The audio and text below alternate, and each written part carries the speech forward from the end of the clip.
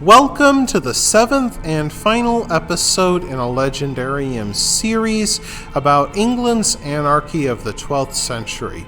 In this installment, the Plantagenet piece, we will talk about how the anarchy finally ended with the rise of one of England's greatest medieval kings. The young Henry Plantagenet did not appear to be a natural fit for the English throne. He spoke no English and had spent less than a year in the country. Yet he arrived in 1149, the successor to his mother's war against King Stephen. His long days in the saddle paid off as he rode north to be invested with the rank of knight by his uncle, King David I of Scotland. He was girded in Carlisle Castle on Whit Sunday, 1149. Wearing the belt of knighthood, he attempted an attack on York, which proved an embarrassing failure.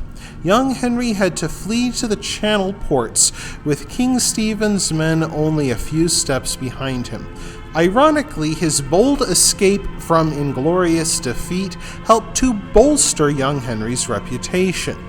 In 1150, his father, Count Geoffrey Plantagenet, invested young Henry as the Duke of Normandy. Then, in September of that year, Count Geoffrey suddenly collapsed into a couch and died at the age of 39. Chroniclers later wrote that a comet foretold the Count's death, and that with his final breath, he urged young Henry to respect the customs of Norman England. As the de facto leader of the Plantagenet cause in England, Duke Henry faced an awesome challenge, but one that promised immense rewards.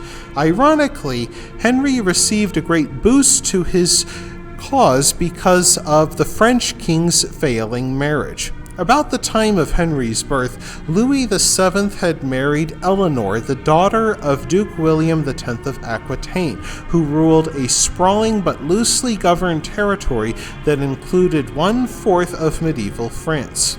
Eleanor of Aquitaine failed to give Louis VII any children after almost 20 years of marriage, and the French king had the marriage annulled. The moment her marriage ended, Eleanor became vulnerable to lords eager to kidnap one of the richest heiresses on the market. So she bolted towards Poitiers and urged Henry Plantagenet to marry her, which would protect her against kidnapping and forced marriage. Henry cancelled his pending plan to invade England and married the Duchess in a quick ceremony at Notre-Dame-la-Grande in Poitiers. This marriage transformed the political landscape of France at a stroke. Henry inherited Normandy and Anjou, but by adding the giant Duchy of Aquitaine to his holdings, Henry became master of almost half of medieval France. With money flowing into his treasury, Henry Plantagenet hired a force of mercenaries that included 140 knights and 3,000 footmen, all armed to the teeth. Together they crossed the frigid English Channel in the winter of 1153. On a freezing January day, Henry's troops lined up before the city of Malmesbury, which had been besieged 3 times during the Anarchy. Henry's men showered the defenders with arrows and missiles, while siege engines pummeled the walls. Henry's men placed ladders against the wall, and the Plantagenet mercenaries scaled with ease. According to the chroniclers, the Plantagenet men plundered the church and murdered the priest, but these chroniclers were King Stephen's men, so we should take that with a grain of salt. King Stephen learned of the Malmesbury disaster and hurried south to meet the young Duke, who had learned lessons from these first battles. Young Henry came to understand that many of the French-speaking barons in England wanted peace, but they also wanted to keep their estates in both England and Normandy. With that in mind, Henry Plantagenet took on the role of a peacemaker. He met with the barons and offered to accept them as loyal subjects in exchange for confirmation of their estates. Weary of nearly a generation of war, more and more Norman lords joined Henry's side. After all, not only did he seem reasonable, but he lacked what we today call political baggage, which both King Stephen and his mother Matilda had in large quantities.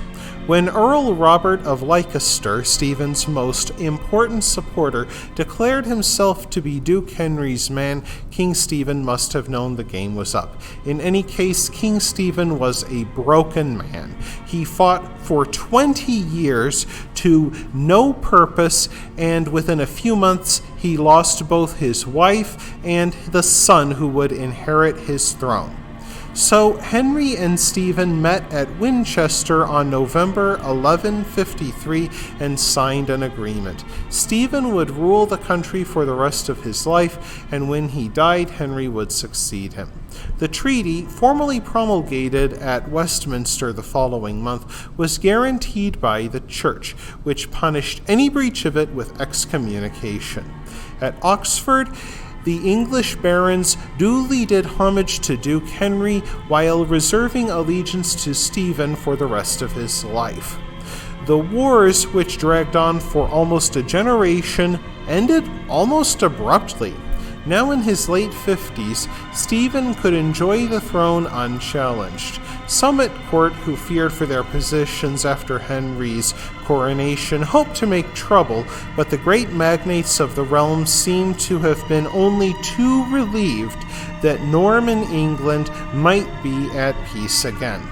While Henry went home to Normandy, Stephen made a triumphant progress through the north of England, but he did not have long to enjoy his newfound peace. In October, he fell ill at Dover with a bowel disorder and internal bleeding. It became clear that he would not live long, and he sent for his old friend, Prior Ralph of Holy Trinity, to attend him at the last. He sent word across the Channel to Henry. Monks took the king's body to the Cluniac Abbey he founded at Faversham and buried him in the choir. Archbishop Theobald traveled to London immediately, where lords from across England assembled to greet their new ruler, Henry II. Everything proved so peaceful that Henry could take his time, and he did not leave Normandy until early December. He was crowned in Westminster Abbey on December 19, 1154. For the first time in a generation, England and Normandy had a single uncontested king once more, and Henry II would go on to become one of the greatest and most powerful kings that medieval England ever knew. He also became father to Richard the Lionheart. That wraps things up for this episode of The Legendarium. I hope you enjoyed it. If you did, press like. If you want to see more, press subscribe. And if you've got anything to say, let me know in the comments section. Thanks again for joining me, and I hope that you have a great rest of the day.